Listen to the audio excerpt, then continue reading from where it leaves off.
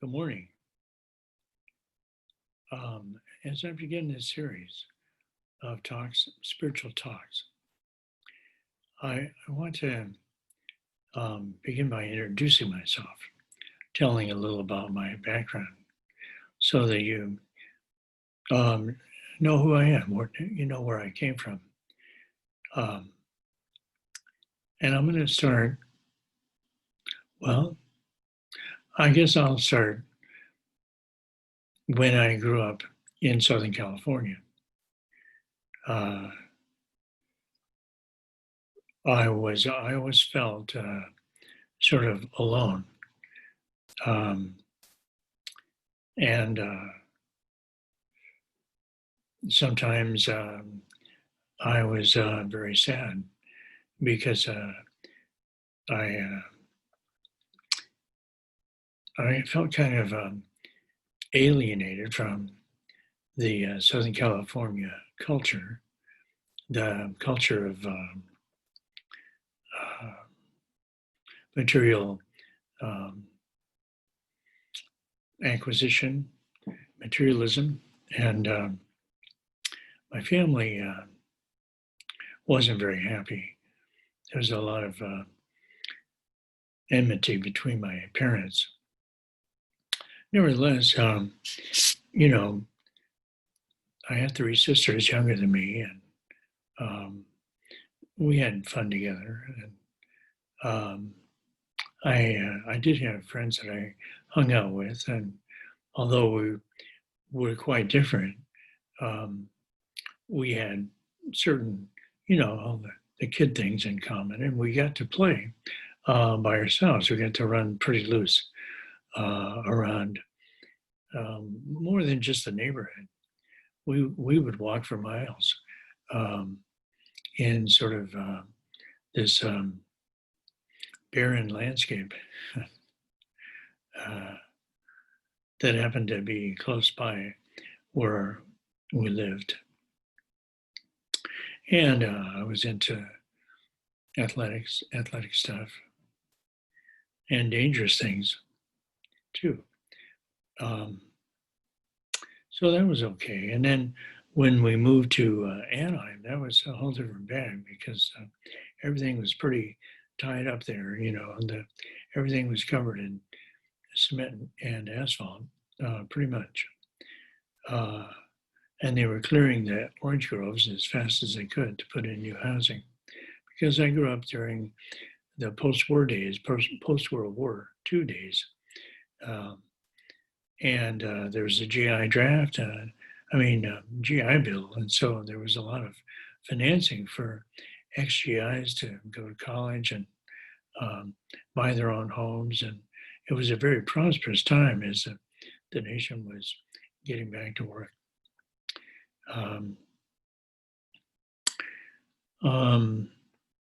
Yeah. They couldn't build the schools fast enough. It was the baby boom generation coming up. Although I was born just before the baby boom officially started. Actually, right at I was born before the end of World War II. I think I'm going to see if I can pause this. Yeah. Right. So I had,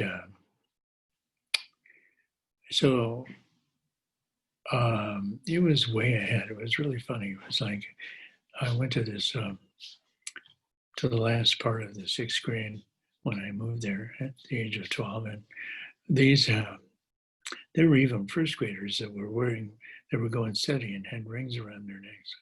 It was pretty funny. It was so different from where I come from in San Fernando, California. It was in more like close to Los Angeles, but suburban, small town. Of course, all of Southern California was becoming one huge suburb, and it certainly is that now. It's really, really weird. So anyway, I was in a graduating class out of high school in '63 that had like 664 graduates. That's how, and there were 3 um, grades there, so it was a big school, and you could easily get lost in that school and not be noticed except by the few friends that you had. I was a member of a lot of different cliques in high school, and but I never, like wanted to get like really sucked into them, like where you're sort of like your life depends on uh, these relationships and what people think of you. Um, and I like being a member of a variety of groups, um, but sort of on the edge, so that um, I could watch, I could be part of that group, be accepted by that group, um, but at the same time, not actually, like be a leader, be in that group, be um, somebody that's, well, like I said, like my life depends on my membership in that group. Of course, that's what kind of holds the group together. And you see the various cliques just standing around every single day in the same place, even, um, and talking about other people, sort of gossiping. And I didn't really want to be a part of that. I felt, wow, icky. In fact, every group then, every clique was like that. Some were even more gross, but I won't go into that. So that's how I felt. Um, but I was doing some. I always was interested in, kind of being in leadership role, um, sort of being in um, being the being out there, being seen. So in junior high, a guy that I met in the elementary school where I moved into when I moved to Anaheim, right away in 7th grade, he wanted to be my campaign manager to run for student body president, but I thought that was a little too much. I didn't want all that responsibility, so I ran for vice president, and that way I got to be in the cabinet, um, and not have too much to do. And I was always good academically too. So before I'd left San Fernando, and I was in the 6th grade, we had a different system there. So, but anyway, I was on the student council at that junior high school, and represented my homeroom. That was a different system that they had there. Maybe some of you might know about that. I don't know. Things have changed so much since then. And really, what I'm thinking about as I record this is that I'm afraid I might be getting into too much detail. But anyway, I was always kind of a leader, and a leader in elementary school where I was a good artist, and so I led in that. I led in English and pretty much everything as a student. Public schools are pretty good then, but always there's a few teachers that stand out. I hope that's true for everybody, that you have at least a couple of really good teachers, people that really made an impression on you, and also help to keep you from making a fool out of yourself sometimes. Maybe. Anyway, so Yeah, I think I'm getting into a lot of details that uh, really don't pertain to my spiritual life. So let me drop out of that and talk about this loneliness, this alienation that I felt all my life. Like I can remember being on a hill um, one day during this big picnic. My dad worked for a company that he gave a picnic to all of its employees every year, and so was I was there, and I could always go off by myself, and that's what I did that day. Found myself up on a hill, just looking down at the whole picnic, and uh, feeling how empty it all felt because maybe my dad had some friends there. I don't know, but I didn't get along very well with him. So I wasn't trying to tag along with him, meet his friends or anything like that. And he didn't have a great job anyway, so there wasn't much there to relate to. Um, I spent a good amount of time up there because on that hill that afternoon, just because, well, I felt like I could be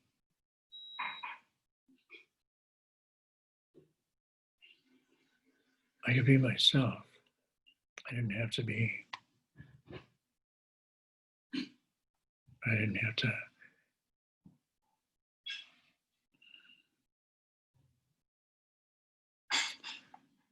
I didn't have to play a public role, and I could be alone with my feelings. And I had really strong feelings that day of loneliness and alienation. I didn't feel like it was something I had to solve, like a problem I had to solve, just something I had to feel. But I wasn't a kind of morose kid, so I didn't stay up there too long, you know. I just had to get a little solace. So that's a day that stands out. And another thing that stands out is although my family didn't have much money, I think probably my grandparents subsidized a couple of summer camp trips up in Northern California in the Bay Area. Um, but it was in kind of in, if you could think of it, a suburban wilderness place called Mount Hermon. There was a church camp, and they sent me to that for a week, 2 years in a row. And there I had, my first, well, my first spiritual experience, probably around the age of 10. I'm thinking, yeah, just sitting in a tree and having this light just pour down and all around me, this golden light, and just bathing in that light, basking in that light. Um,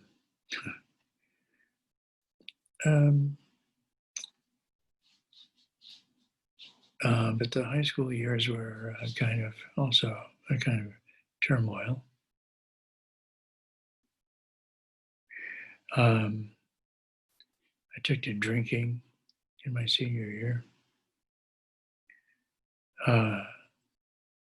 And that was a pretty pivotal thing because I finally got busted one weekday afternoon after school. I'd been upset about something. It was in my senior year, and I decided I had a pint of whiskey in my car and decided to drink it.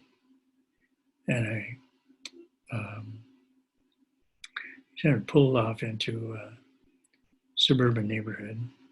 I had a pretty flashy car, so I must have attracted some attention.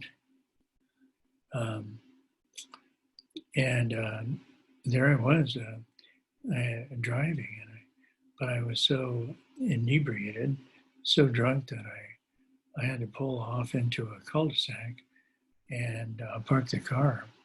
And then I threw up.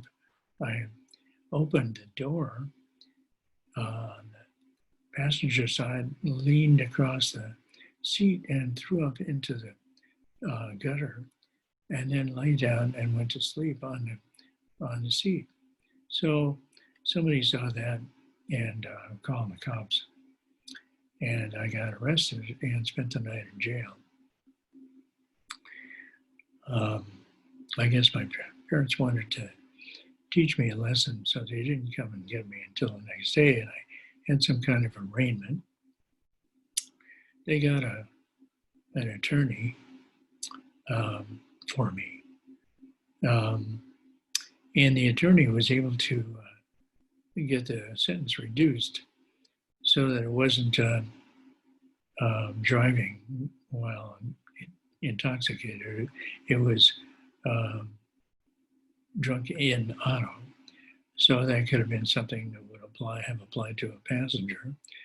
But the judge gave me, I don't know if there was a fine. There may not have been a fine, but he gave me 3 years probation. And since I was 18, that was going to last till I was 21. Now, I'd already registered for the draft. They had a draft into the military in those days, and everybody, when they turned 18, was supposed to register for the draft. And so I did. I didn't even think about it. My family had, well, at least my father. I don't really know about my mom's political leanings, but he was under the influence of the John Birch Society. He had become friends with a newspaper reporter on the local county newspaper, and so he had that kind of influence in his life, and he was leaving this literature around the house, which I'd read. So I was a little under that influence too. I hadn't really formed any political views myself at that point. Anyway, that turned out to be a really important thing because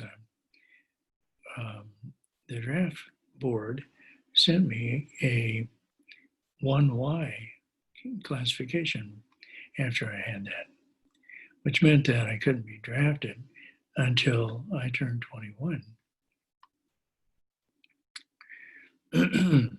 So this was 1963. Well, I didn't know what I was doing. I didn't have any advisor. I didn't have any career plans or anything. I just assumed that I would go to college after I graduated from high school. So I was enrolled in the local state university. It was called a college then, but now it's a university. And it was a pretty good school. Anyway, I went there in the fall, 1963, for my first year. It was rather uneventful. There was a philosophy teacher there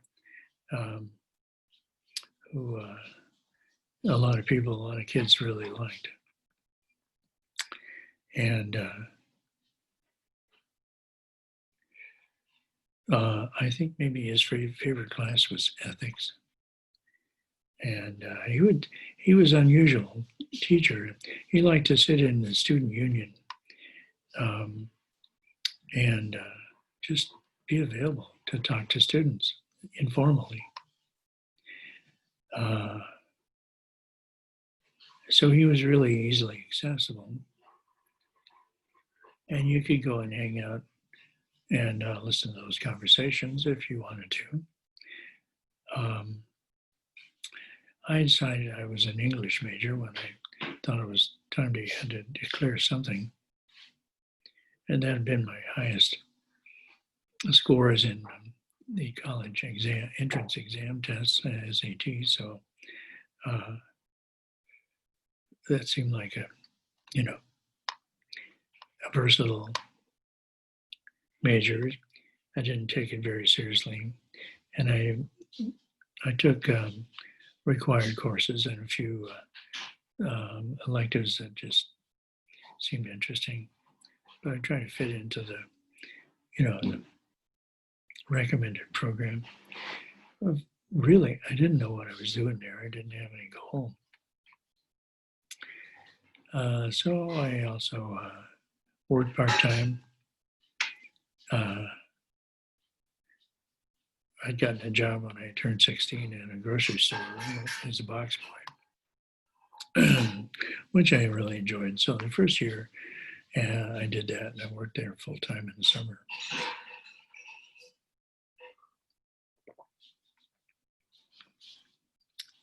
But then another really cool event happened. A friend of mine that wasn't interested in being more than a friend, but she had a brother who was quite a bit older. Like, it seems like he was 25 years old.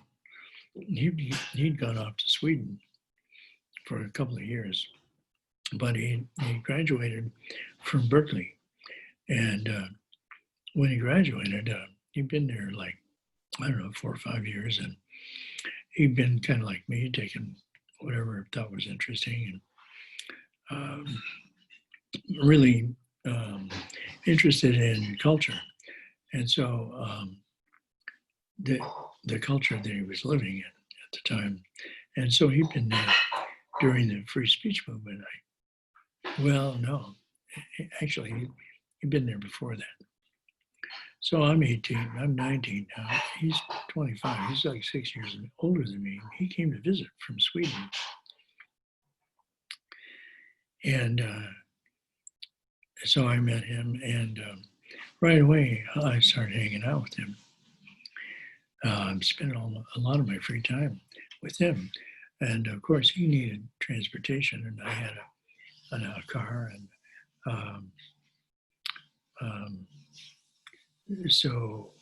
and he liked going to the beach, and he liked altered states.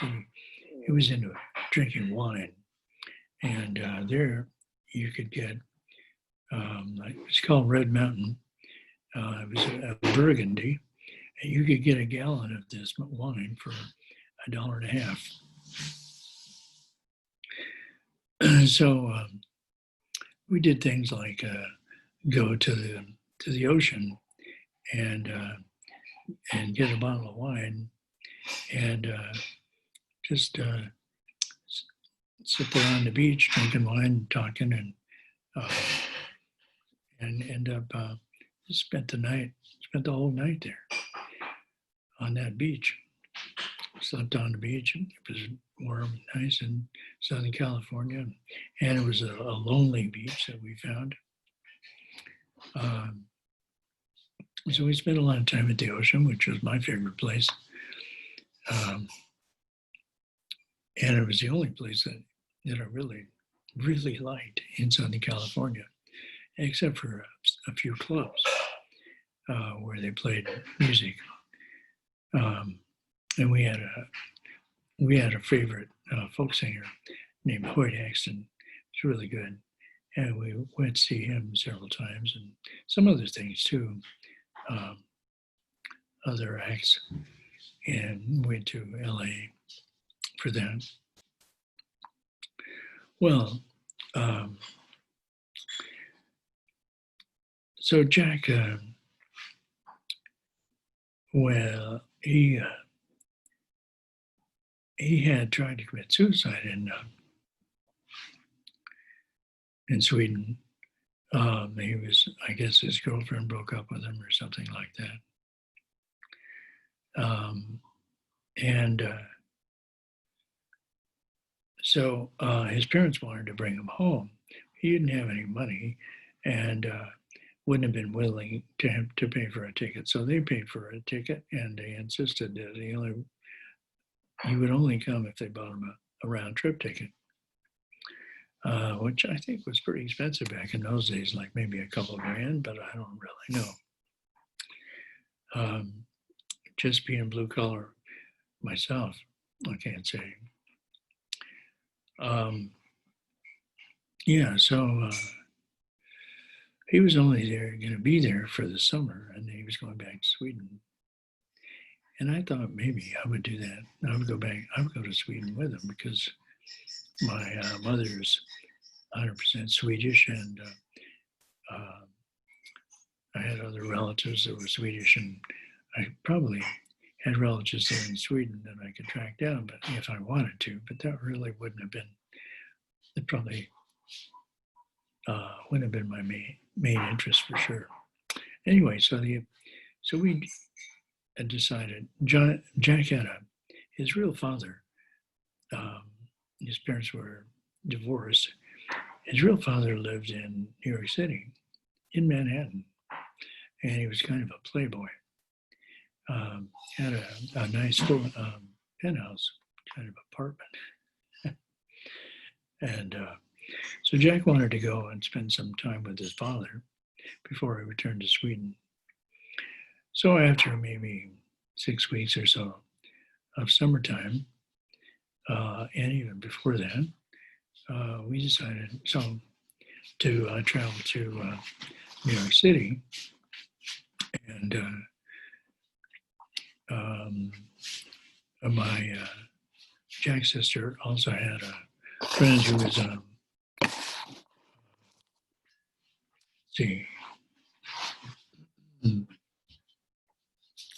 well, he was going to. She was a year behind me in high school, so she would have been just going to college herself if she did. I don't remember what happened with her, but her friend wanted to study oceanography, I guess, or some kind of biology, and he was going to school in Massachusetts, and he had a Jeep, so he was really into nature, which I really didn't know anything about except the ocean. Well, I was a body surfer, and I really loved the ocean. Anyway, he wanted to go, so he was looking for some people to travel with him and help him with the expenses and help him with driving, because it was going to be like about a week. And he wanted to drive straight through. It was going to take us about a week from, it was over 3,000 miles. Well, his Jeep turned out didn't have a top on it. And he had a lot of stuff that he was taking with him to school. And we thought we were going to go to Sweden, both Jack and I. So we made this long trip. No need to say anything more about that. But that summer before going on this long trip to the East Coast, I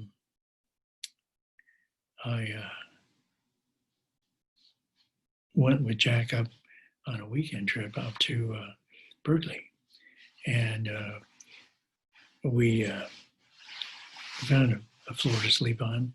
Some graduate students, probably they were at least TAs, maybe even adjunct professor. I don't know, because I didn't know those terms back then. But I was so impressed with their lifestyle. And they lived right in the heart of Berkeley and had an apartment they'd been in for a long time, pretty big, with this long hallway that was lined with books on both sides. It was just amazing. And then they had all this beautiful old wooden furniture, walnut maybe color, and they had a nice stereo, and they played classical music all the time. It was so beautiful. Lots of plants, greenery around too. It was just such a breath of fresh air um, from living in the suburbs. Just kind of were thrown up overnight. I had a sense in the suburbs that there were no roots. It was just, there was no culture. It was all consumer oriented, um, empty. Uh, so that was a really pivotal summer. It was a summer when the World's Fair was in New York City, and I ended up working there at the World's Fair. As soon as we got there, well, by the time we got to New York, between Jack and I, we had $5. So he went to see his dad, and he hung out with his dad right away. I just got out the newspaper and started looking for a job because I knew I wasn't going to get any help from them. And Jack was pretty, unreliable as it turned out.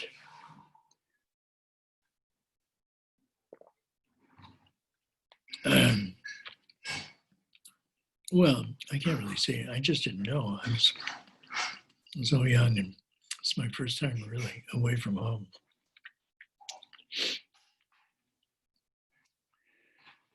I ended up living in the Bronx for a couple of weeks and working at a service station. And by then, my hair was getting long. I was copying the Beatles and sometimes faking a British accent with people I didn't know. And then Jack came up with a place for me to stay in Greenwich Village. He had a friend who was an artist who was away. We had a cold water flat, which he used for storing his paintings and doing his artwork, his paintings there. So he was away in Europe for the summer, and said I could stay in his place for $60 a month. And all I had was a cot to sleep on, but I had brought a sleeping bag with me, so I had everything I needed. It really was a cold water flat. I don't recall ever using the shower, but I must have because I don't recall using any other shower. And this is a summer that I started reading. I'd never really done a lot of reading, except for assigned stuff in the summer. I mean, at school. So I started reading. I have read 10 books that summer, which I'm not that fast of a reader, so that was quite an accomplishment. And Jack had given me a lot of books, to read. No, I don't know that he actually gave me the books, but he gave me a reading list. And I think minimum wage or whatever, what I was making was like $1.75 an hour. But books were cheap, paperbacks, and I read a lot of classic stuff.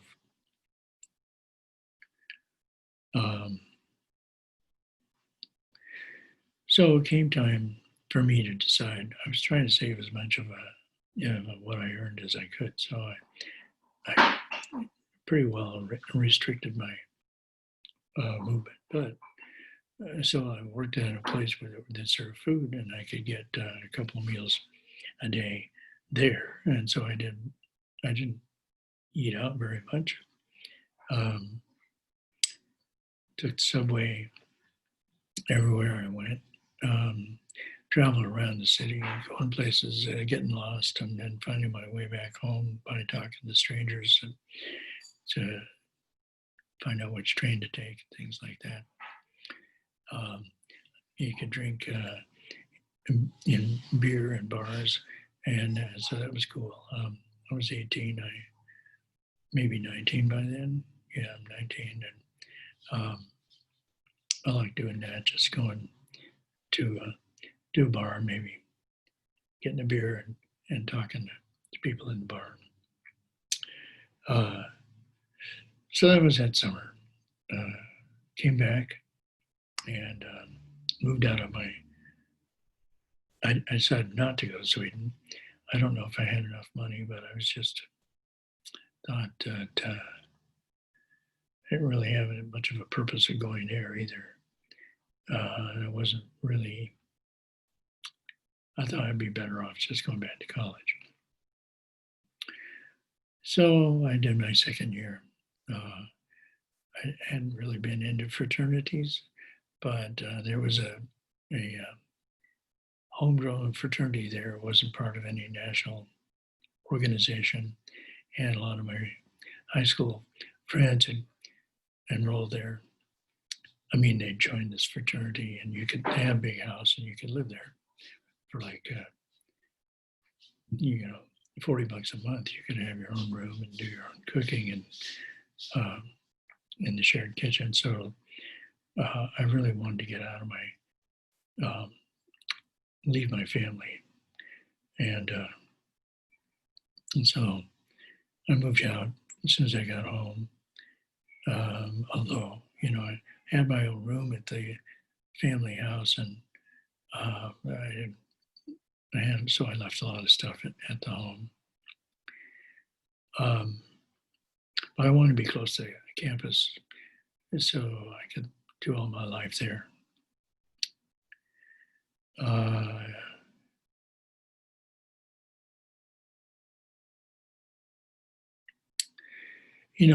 The experiences that I had there, nothing really remarkable. I guess one thing that had a little bit of an impact, a couple of things in this category of medical category.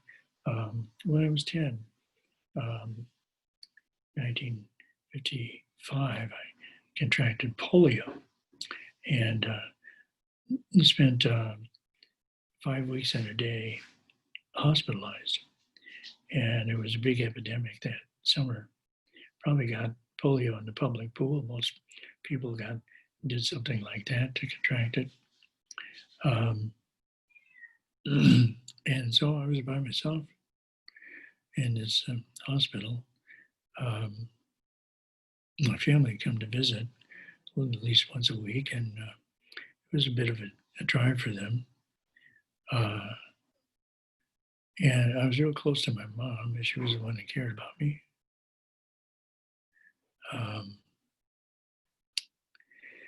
And when I came home, I still, I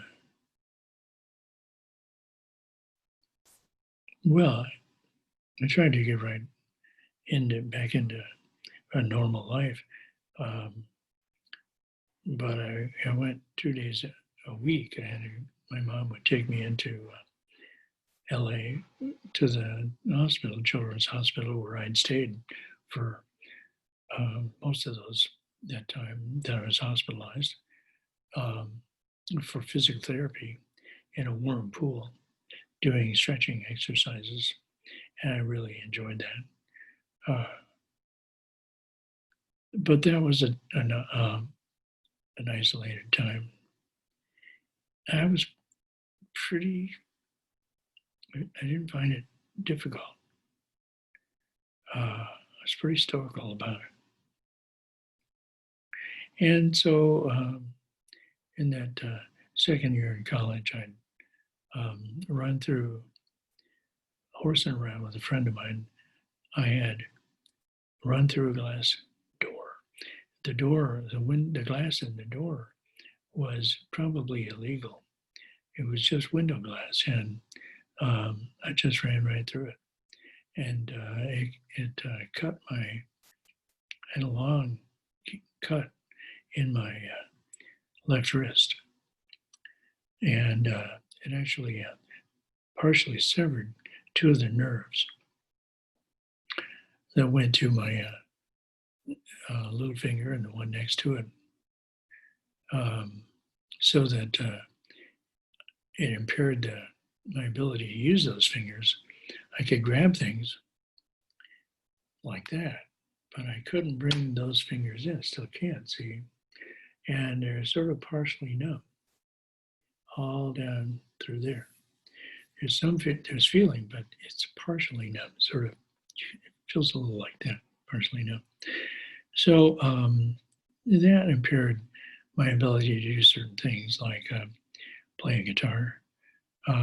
If I really wanted to hunker down, if it was really important to me, I'm sure I could have found some way to do that. Seems like people have done even more challenging things than that. But I didn't, I wasn't a person that felt like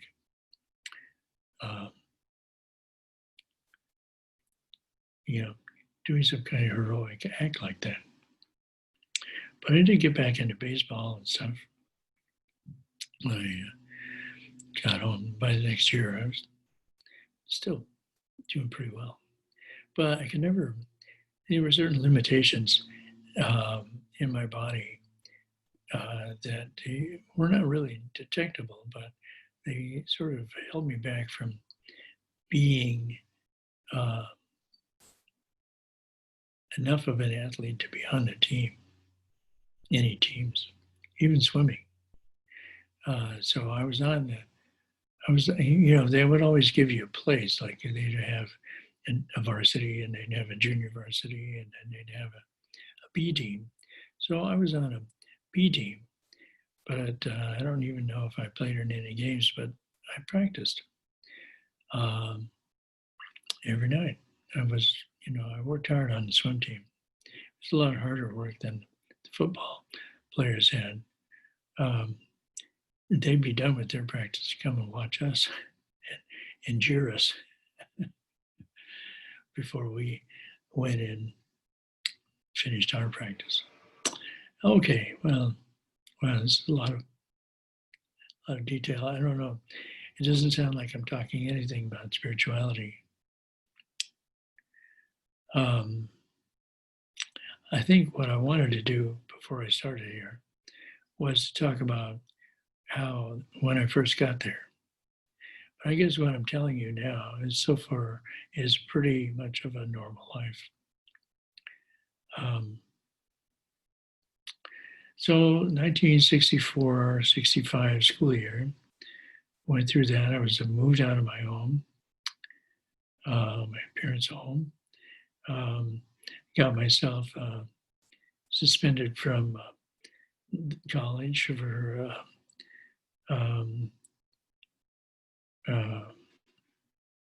breaking the rules, so-called breaking into a dorm with my girlfriend and another guy and his girlfriend. And actually, school was already out.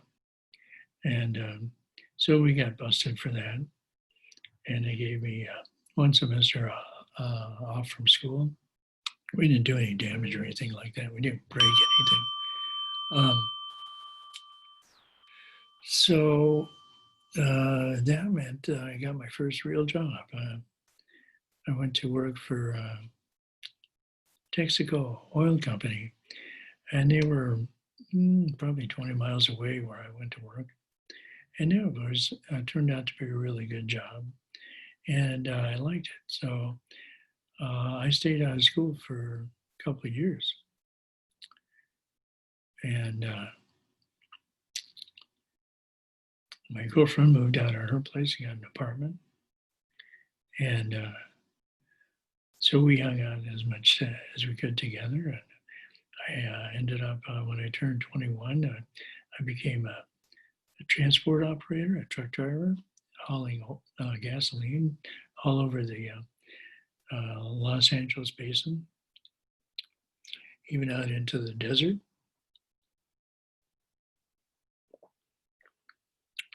So I was doing pretty well and putting money by.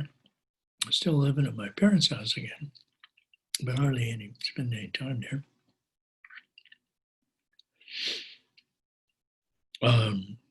And I had a real go-getter attitude. With Southern Aries, I had a lot of energy and like doing physical work.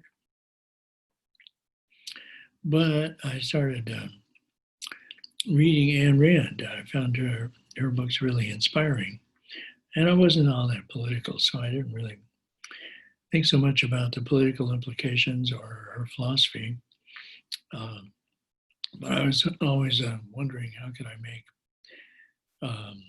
my artistic sense into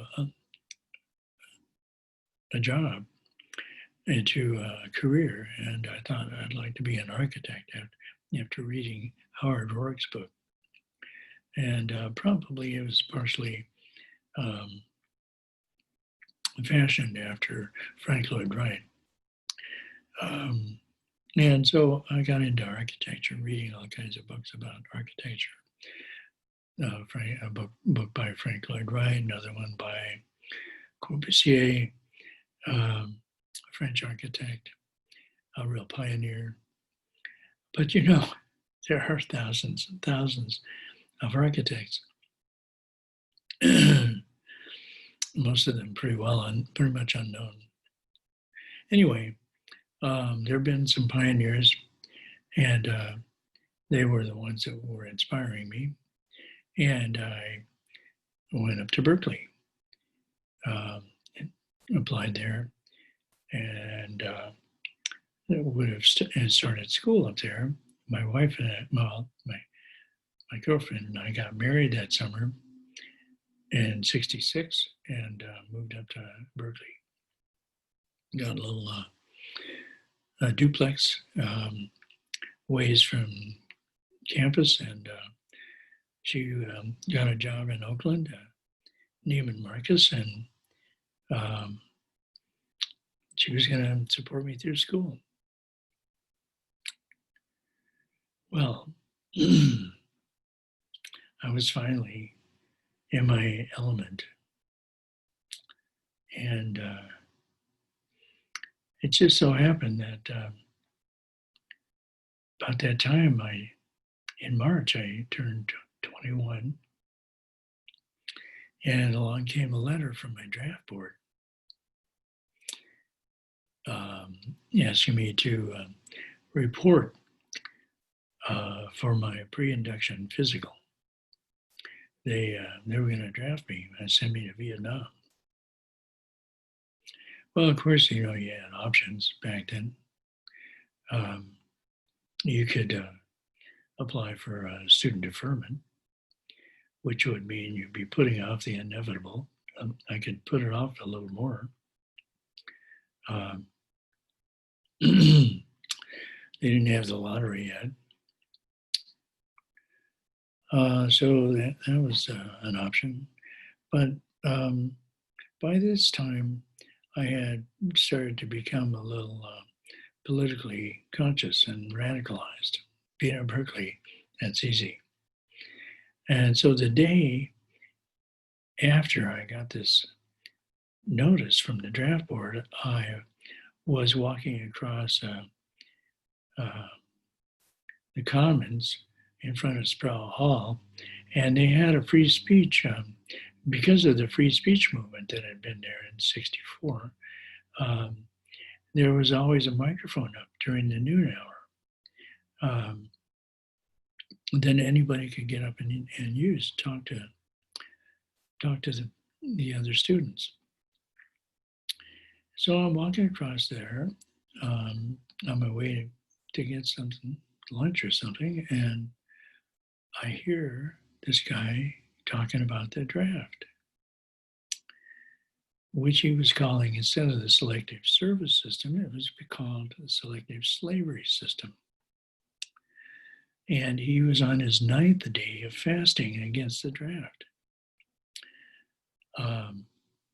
He was a little Jewish kid, younger than me, I think.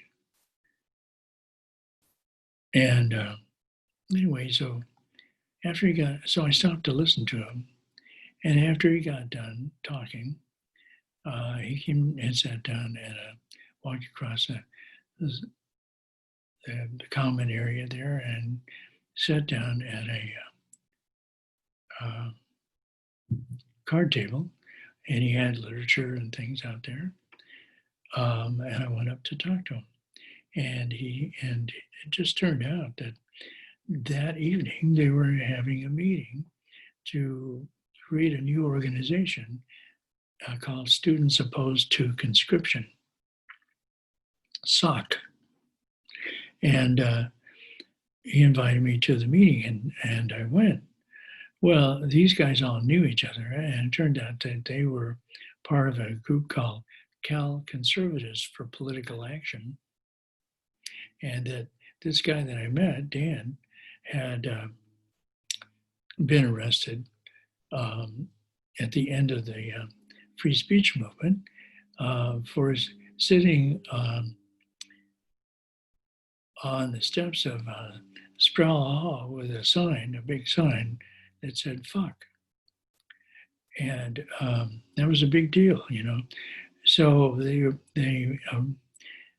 arrested him for that, and he fought the case and won. Said, you know, they were trying to inhibit his free speech. So that became the filthy speech movement, which went on for a while. And people who really thought they didn't trust him because he was a conservative, quote unquote, and they thought maybe he was being sarcastic with the whole thing. But they felt that they had to support him because it was a principle of free speech. Anyway, he was a mathematics student, and he was like just a little ways away from getting his PhD. And he was really smart and really good at math, and he had he had come to Berkeley at the age of 16 and graduated with his bachelor's in mathematics at the age of 19. And he told me that the mathematics department was the most politically radical department on campus. Anyway, so I got in with these people. And that night, all these people that were members of Cal Conservatives for Political Action, which I didn't know anything about. Nobody wanted to be the president of this new group, and so I volunteered. You know, that's my history. Always doing that, and I took the role pretty seriously. Well, Dan had lots of friends, and they got together. When it was time for me, I had to go to the Oakland Induction Center. For my pre-induction physical, February 17th. And so we spent the night making posters, and I wrote a 2-page statement of why I was resisting the draft. I decided, well, of course, you know, I had to make a stand. It was I felt like it was a kind of a chicken way to ask for a college deferment. I thought that I had to respond, not just for myself, but for others as well. I had to call out the system. And with my conservative background from my family, one of the things I'd read that they were against, and the local paper, the Orange County Register at the time, was also against the draft. And they said that it violated the 14th Amendment of involuntary servitude, against involuntary servitude. So that was my angle.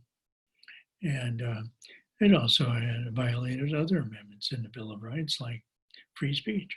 There were all kinds of things. But you could also say that about most businesses. And we won't get into that.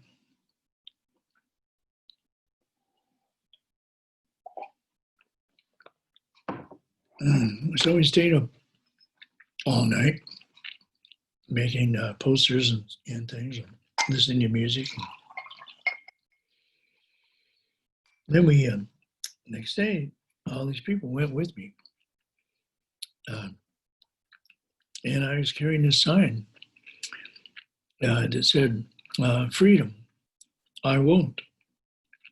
So we were reading this book called The Great Explosion. And I won't go into any details about that, but that was one of the slogans that the people on this planet, one planet, had. It was an anarchist planet. And freedom was, in this society, it was the ability to say no, to not be coerced. And people gave each other a lot of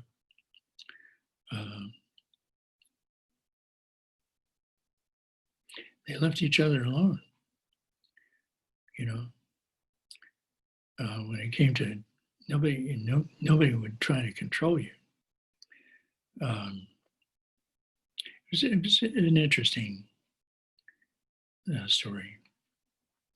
So freedom I won't, and because I thought that they might tell me I couldn't take the sign in, I glued my draft board, my draft card to the sign. So, well, I have to bring the sign in because my draft card's attached to it.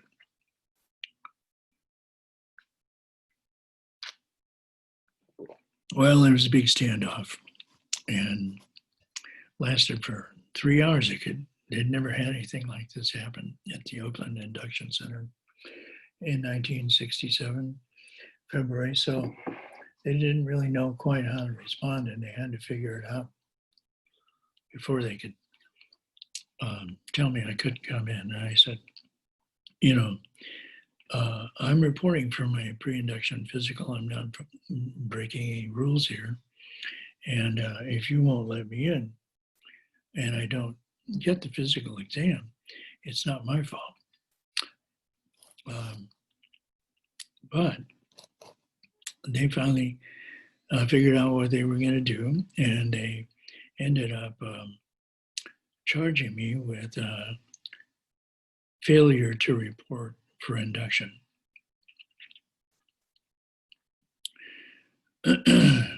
So now I've got this draft violation, which is punishable by up to a $10,000 fine and up to 5 years in prison. And I'm radicalized and even going to different college campuses to talk against the draft. I've dropped out of college, still living in Berkeley and all that, but doing this other stuff. Well, the next thing I know, I'm feeling my oats and not wanting to be married anymore, and feeling kind of guilty too, because I dropped out of school. And anyway, so we go through this rocky period, my wife and I. But I get it. I'm working and bringing in income. We moved to a nicer place in Piedmont, closer to Oakland, where she was working, and between Berkeley and Oakland, up on a hill. Nice house. And we're into we've gotten into psychedelics.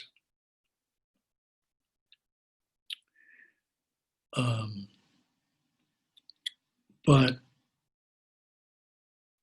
we're also running up against each other's personalities, and in many ways we were pretty different people. By this time, I'm not very comfortable with mainstream America, and she is. she's got a pretty mainstream job, and I'm dealing with a lot of stuff internally that she's not interested in, and so I finally left, and I got a room in a house in San Francisco. Moved over there. That was in 1967, the summer of love. It's a great place, great time to be in San Francisco. And I had friends over there.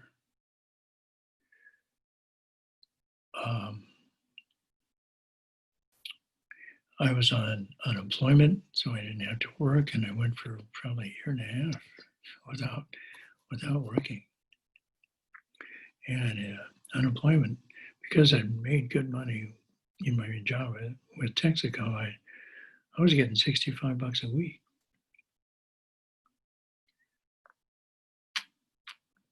My room in this house in North Beach was only $40 a month.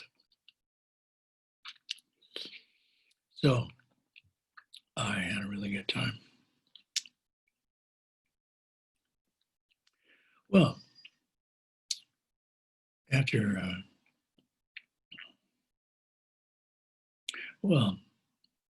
of course, I'm still reading, thinking, experiencing. It's a whole series of experiences. And I was more and more interested after having, I basically found God on LSD. That sounds like a cliche, like a joke. But it really wasn't, because I knew that the experiences that I was having were real. When I saw inside matter, saw the energy, saw how it was moving around so fast, that it was really just energy in having the appearance of a solid form, but really mostly space. And it was a direct experience. It wasn't a theoretical model that I was thinking about. It was an actual experience. And so I had other experiences like that too. And I could work with this drug and derive real information from spirit. And then I came to understand that there were people who had these kinds of experiences without drugs. And it made sense to me. This stuff is happening in my mind. And if it can happen with the drug, I should be able to control my mind, use my mind without drugs to have similar experiences and insights. So this is when things started to really heat up. 1968 rolled around, and there was all this hard drugs hitting the streets, speed, and then heroin. People were addicted to speed, and they would shoot up to get energy, and then when they were tired, they'd shoot down with heroin. It was getting to be pretty weird. And I had friends who were like that. I can't really call them friends. I can call them acquaintances, people that I knew. But of course, there wasn't anybody that I knew that I could rely on. So by this time also, out of unemployment, and I'm working, got a job. If you had long hair, there weren't a lot of jobs that you could do, but one of them was riding a bicycle, delivering messages all over San Francisco. And so I got one of those jobs. Mostly it was downtown work. And if you were good, fast, you could make a fair amount of money. I don't know, $100 a week or something. It was a lot then. When you're paying $40 for a room per month, that's pretty good. $10 a week.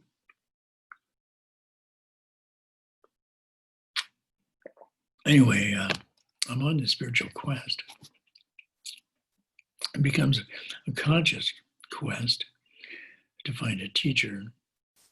And so I investigated the popular spiritual paths that were available at the time. There were the Hare Krishnas,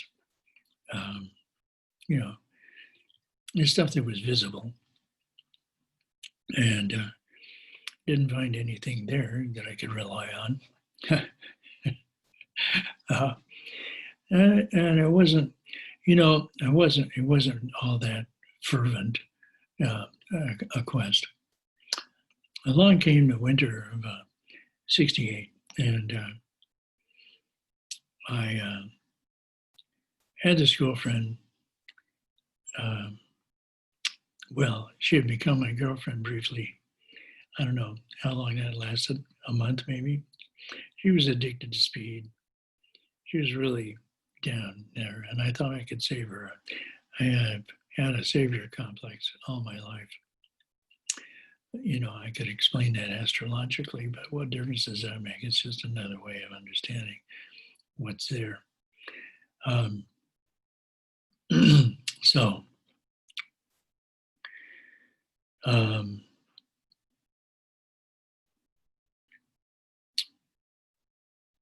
does that go? Well, I had a check to pick up from a store, clothing store where I worked for a couple of days. Selling clothes on Haight Street, hippie clothes. And they'd caught me trying to sell a tab of acid to somebody, and while I was working, and fired me. So I anyway had a couple of days pay to pick up, and it was in the evening. I just picked up the check, and I went over to. We were walking down Haight Street, and saw this coffee house I'd never seen before. It used to be called I and Thou, and it had changed to Brother Juniper's Inn. So it was open, and I went in there and got us some coffee, and we were sitting down at a table. There's nobody else in there except the woman who's tending the bar. She's working there. Well, she's wearing this blue robe, and so she's obviously a sister. And this place is, a business enterprise of this religious order. So anyway, I went up to get a refill of my coffee, and she comes and brings it and sets it down right in front of me. She's standing squarely in front of me, looking up at me, and as we often did in those days, we glanced into each other's eyes and looked at each other for a long time. And I found myself going really deep into her eyes. And finally, after quite some time, I broke that spell and said to her, "You sure are stoned." And she said to me, I live in a house where everybody's stoned all the time and we don't use drugs. And so I was hooked. When she was done with that, and after I sat down with my fresh cup of coffee, she came and sat down at our table across from me and asked if I wanted a tarot reading, pulled out a deck and gave me a reading. And in the place of what's happening now was the devil card.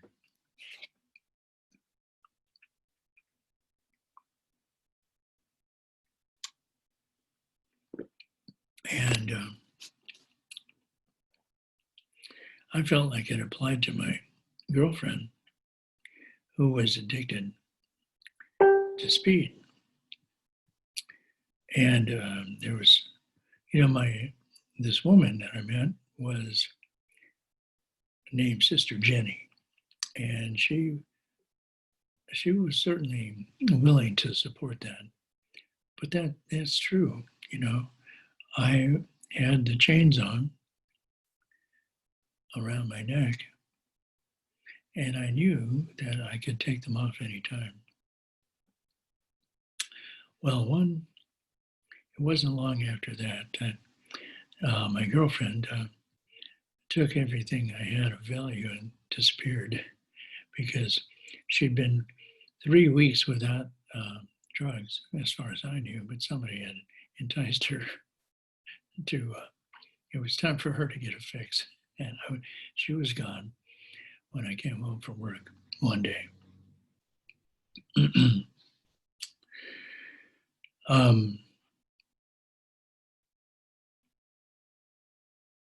And she must have been, I don't know, I go to work, I'd be at work all day, and she'd be on her own. What did she do? So it's easy to see how that happened. All of her old and addicted friends lived in the same neighborhood. Anyway, that was a disappointment, but not a great tragedy. Not a big surprise. Well, the next spring, I went down to, I went back down to Southern California.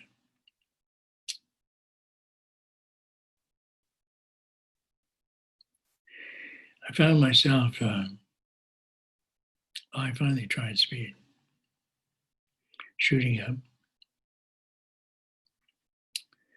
got hepatitis,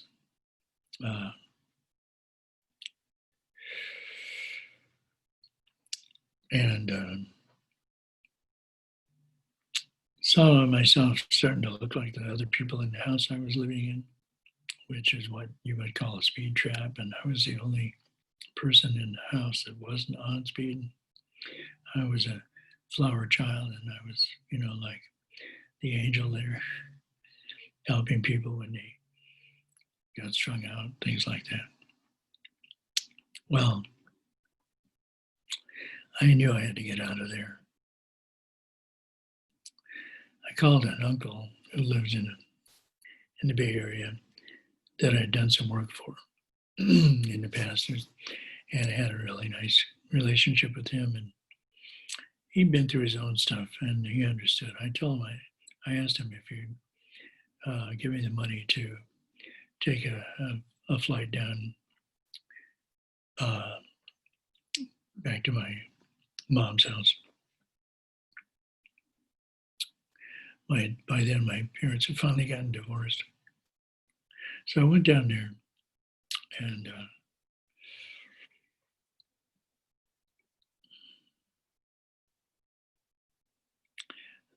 stories are starting to get kind of mixed up in my mind. But so I just went down to visit. I had a truck down there, and and a motorcycle. I thought I'd take that back up to the city. Well,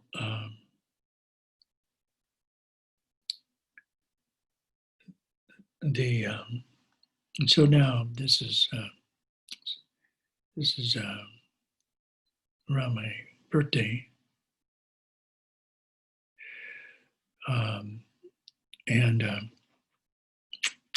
Easter time.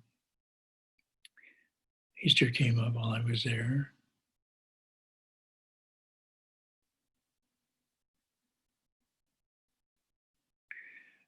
So I ran into this girl. She was really cute. And she went along with me. Her name was Morning Flower. And she'd been living at Osley's house and taken a huge plastic bag of pure acid, pure LSD. You could wet your finger tip and stick it in there, take just that little bit, and really get out there. It wasn't cut with anything. It was a big bag of it. She's running around with this bag of acid. So we drove down in my truck down to Anaheim and got to my mom's place late in the evening, and my bedroom was still there. Spent the night in my bed. Next morning, my mom had a job. She went to work, and I got up and took a shower, and after that, my girlfriend got up to take a shower, and while she was in the shower, there came a knock at the door, so I went over, opened the front door, and there's this guy in a suit standing there pointing a gun at me and flashing his FBI badge. Comes into the house with his gun on me and takes me around to the back of the house, to the back door, and opens the back door, and in comes another FBI agent with his gun drawn, and they tell me that I am under arrest. So this is for that charge 2 years ago, for that new draft violation. So they're telling me I'm under arrest, and they go and check on my girlfriend, and my girlfriend's here with me. They're sitting me at the table. They take me in to the police station, and I do the mugshot and all that business. Meanwhile, my girlfriend calls my mom and at work, and so she contacts the police and ends up over there around noon, and they negotiate that they're going to let me go on my own recognizance because I agreed to it. They're going to let me go, and I've got 10 days to get up to San Francisco to be arraigned on these charges and, make my plea. Well, to be arraigned.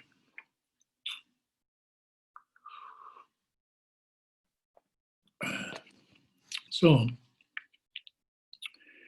I head on back up there, take my girlfriend home to her place in Berkeley, and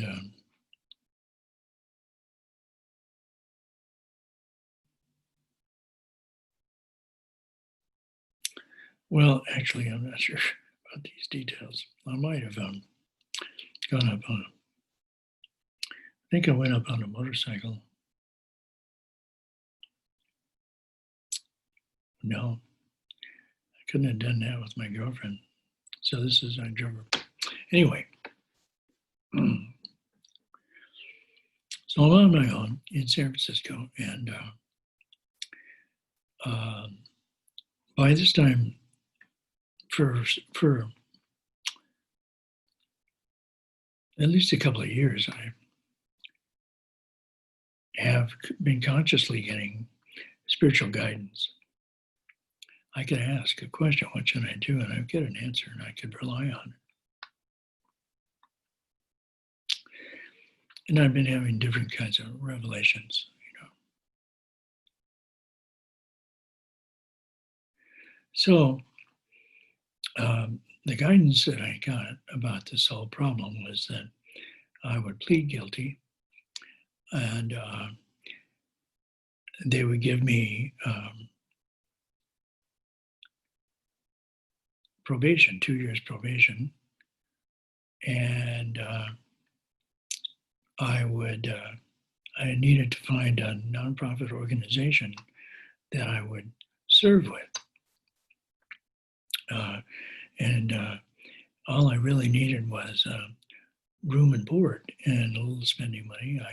I smoked, so a little bit of money for tobacco and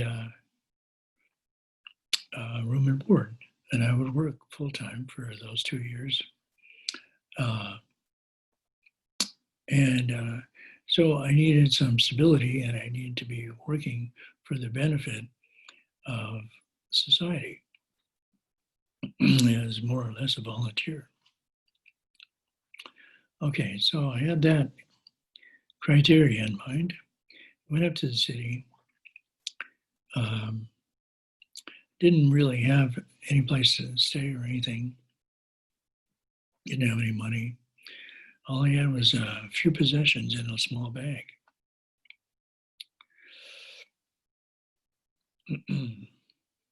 Well,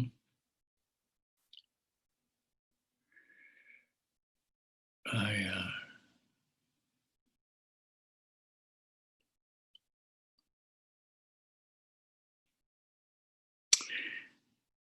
tried all the cool places. Like there was a street paper called In These Times. It was popular in San Francisco. I thought it'd be cool to work for them. And I thought there might be some kind of collective or something that I could be a member of. Well, they gave me a place to stay. They had an office building, not much of a place it was on Mission Street, I think.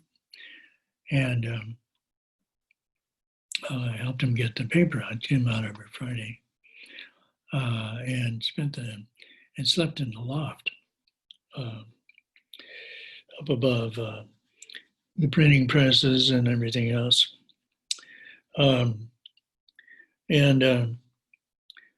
People were just, they didn't provide anything, you know, for their volunteers. There was nothing stable about that outfit. It wasn't the right place for me. So I went up to Haight Street, and there was a place called, there's a switchboard. It's called a switchboard. It was a hotline. So you could contact them if you were in trouble. And a big part of their work was to help people who were feeling suicidal, people who really were in psychological trouble. And they had psychologists volunteering, and they could put you in touch with that if you needed it. So, well, I went up there, and mostly people would call in, and but there was an operator that I was able to talk to, and she asked me right away. Her first question is, "Well, are you okay? Do you need emergency help right now?" And so I didn't really feel like they were going to be able to give me the help I needed, and I wasn't having a psychological crisis. So I was hoping that they might be able to put me in touch with organizations that would meet the criteria that I had. Well, they weren't able to do that. It was on Saturday, and there would have been people there that I could have talked to during the week, but they were keeping regular business hours. So it wasn't really the kind of place I was going to get what I wanted there either. It was just already too institutionalized. Something that United Way was funding and part of the mainstream culture, which I'd left already a long time ago. Well, the only thing I could think of was Sister Jenny at this coffee house. I knew that the place that she had talked about was really the only place I could count on. I didn't think that it was cool, but that quickly became a secondary concern. So I went over to Haight Street and went into found Brother Juniper's. It had this big plate glass window. And I looked in the window and they had all these little round tables and chairs all painted white.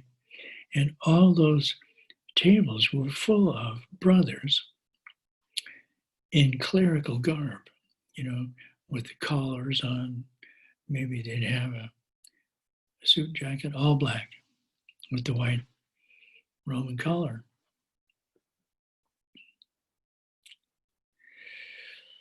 And I said to myself, oh shit, this was not cool.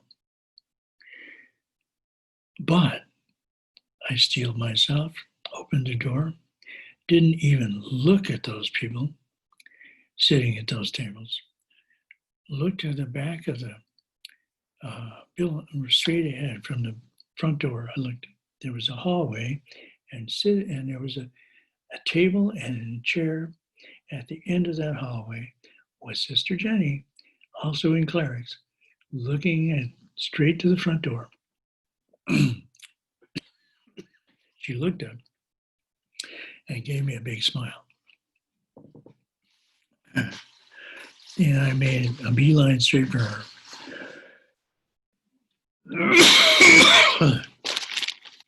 Sat down and said, I want to join.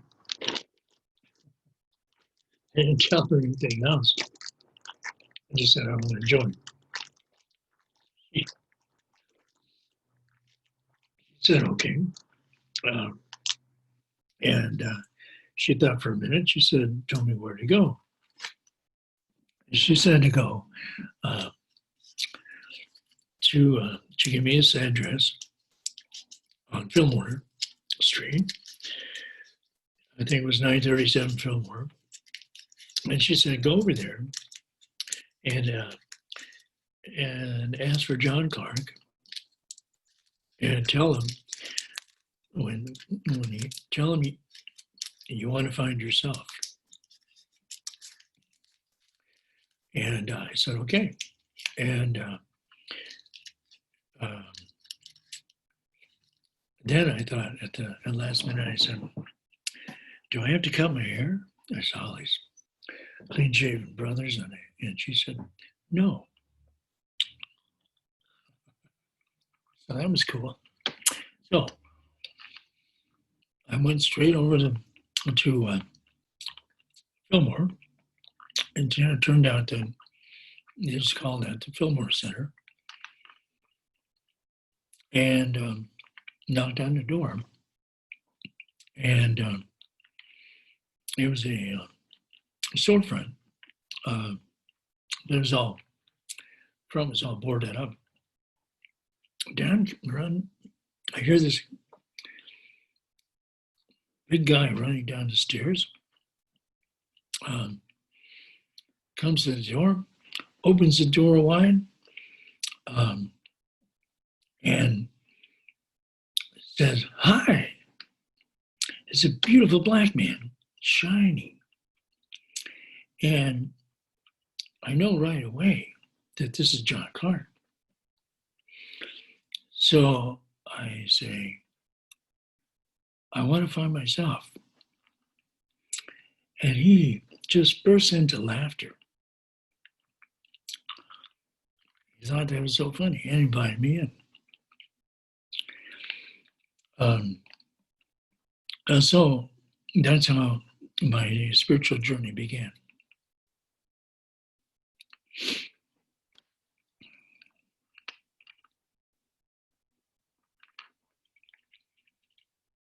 So you can see how all those different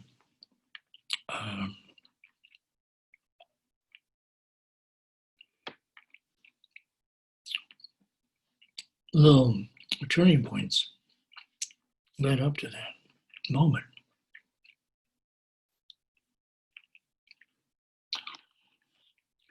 But the timing depended on me.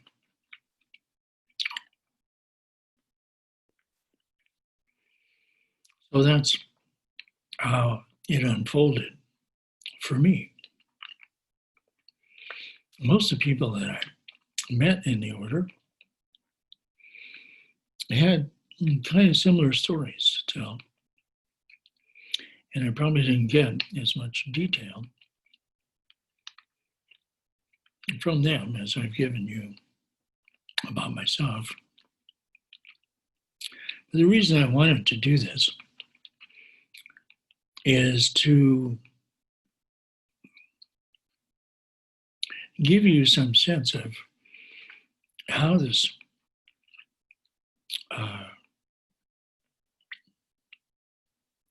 of how you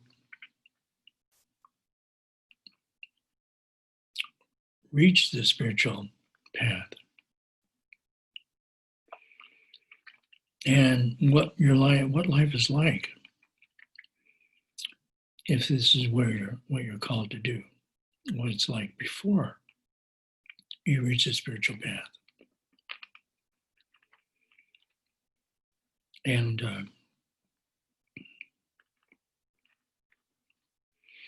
of course, the details play out differently according to your own personality, your past life experience, and what you bring with you into this life.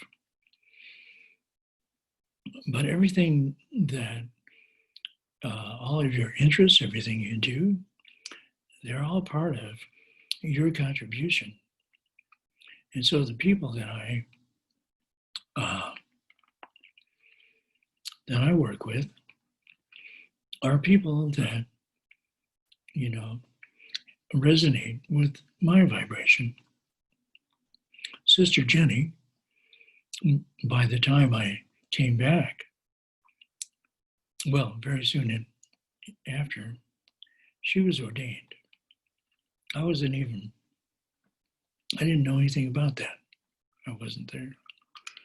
But so she became a priest. Later, she became a teacher. She was my teacher. She ordained me.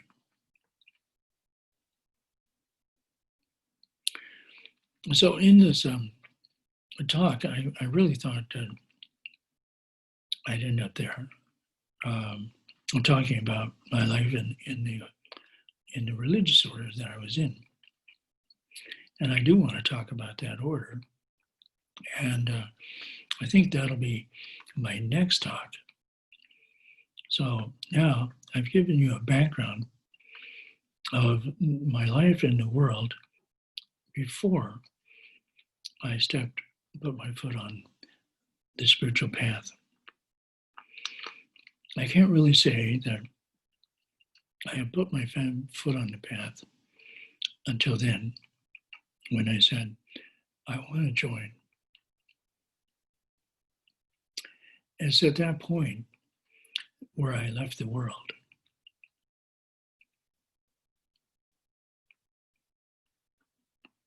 Now, I'd already had a pretty tenuous relationship with the world. And in some ways, you could say I left it when I became a hippie. But that was still part of the world. I really did not leave the world until I joined the Holy Order Man's. And so in my next talk, I'm going to tell you about the Holy Order Man's, where I spent the next 11, 12 years.